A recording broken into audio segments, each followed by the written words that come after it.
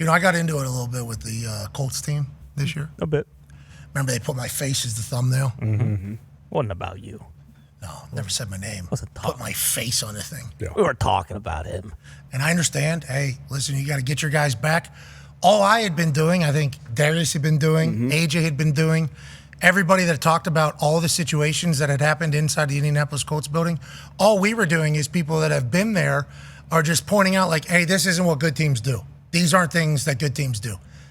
Late to meetings, missing treatment, not working hard, tapping out of games. Like all these things are just things that good teams don't do. So whenever I spoke about it, very close to the topic, had season tickets for them, their stadium, go to all the games. Yeah, I've seen tickets for a few years. Yeah, go to all the games, see everything. It's like, I think I can understand why they got upset because they felt, but like anytime I was saying anything good, I didn't have a relationship with these dudes either. So it was like, I was just talking about team. That's all I was trying to do and always pulling for them to have success. But when something like yesterday takes place in a must win for the playoffs, your entire season, when something like that takes place, I think it is kind of like predictable if you'd ever been around or paid attention enough to like an NFL operation. Like, it's hard to win in the NFL, is what everybody says that's ever been in the NFL. Bill Belichick just talked about it because of his wins record. He doesn't care about it. He cares more about championships. And he said, I have respect for the amount of wins, obviously, because it's hard to win in the NFL. But like this Colts team has all the talent on earth. They've paid so many people. They've been around a very long time. But all the little things that they view as little things are very important to the entirety of your program. And, when somebody drops a ball, half a yard, quarter of a yard from the end zone, when you're about to change the game entirely after a freak show run. Once again, talent out the ass. This run is so good against a very good Denver Broncos defense. Jonathan Taylor pulls away, shake, offensive line sets up a hole. They're there because of a big play that got him there.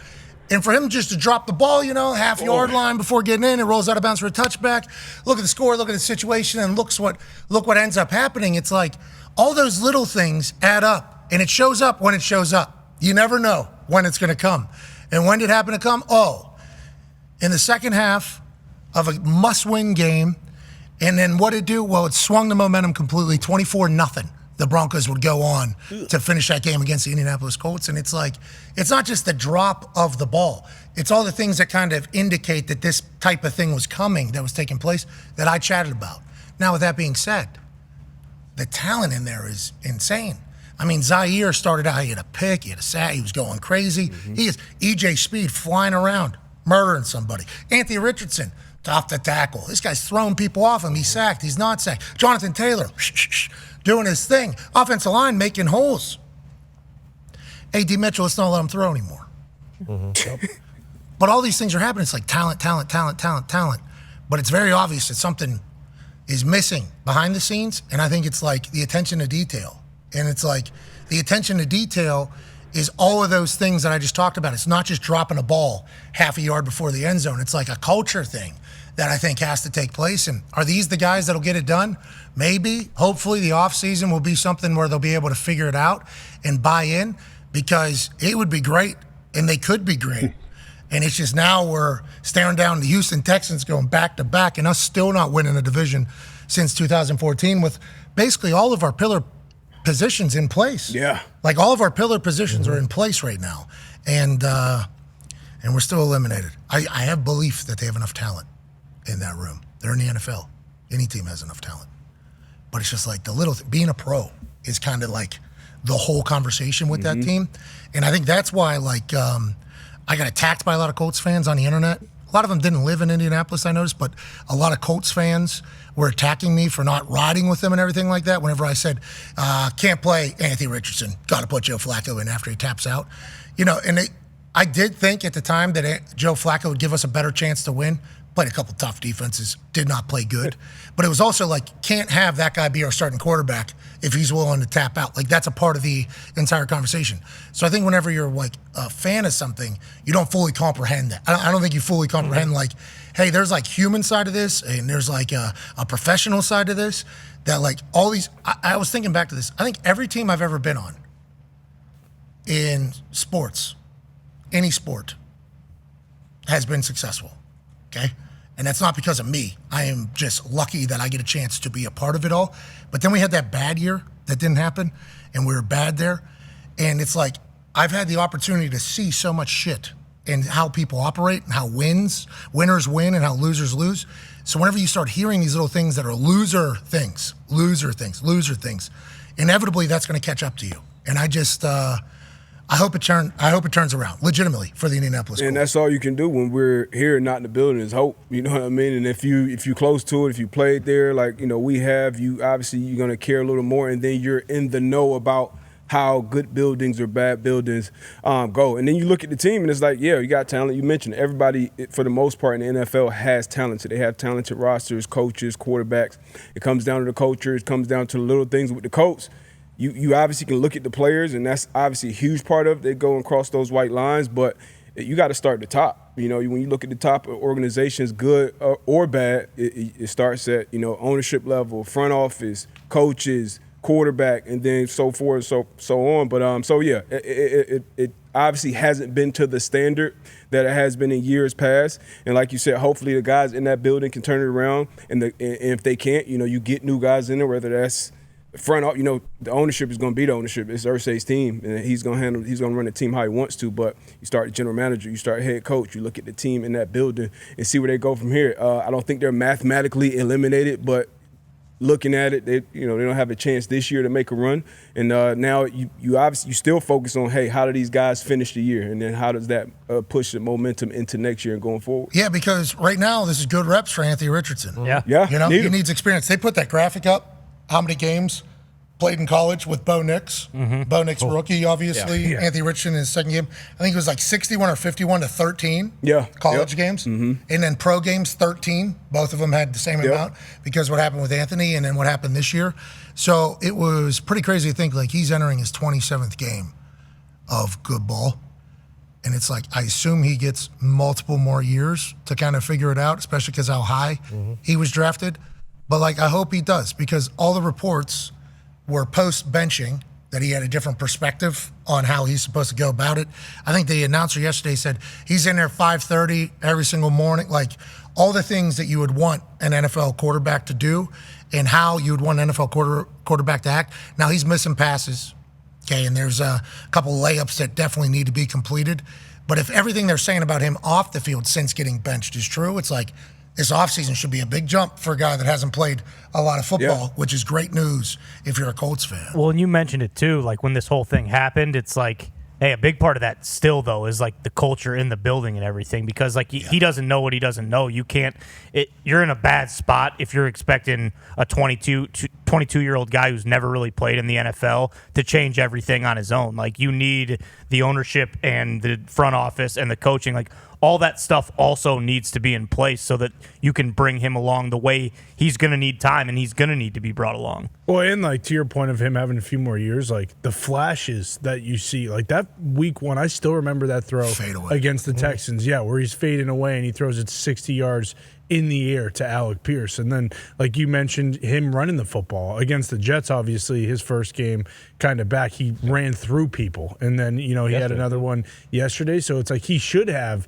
a few more years because of what he can do, because he's a freak of nature. Yeah. He is. There aren't many guys that can do what he can do, both throwing and running the ball. So that's why it's if he does kind of clean up those, short little layup type passes that he doesn't quite have in his bag completely, he really could be unbelievable. And we've seen it, obviously. This has been talked about, and I feel like anybody who can run and who's big and who can throw it a mile is Josh Allen. But it really could be something like that just because of what you have seen him do in games on the field. Yeah, and hopefully off the field everything is like that, because Josh Allen's putting in the amount of work he put in the offseason.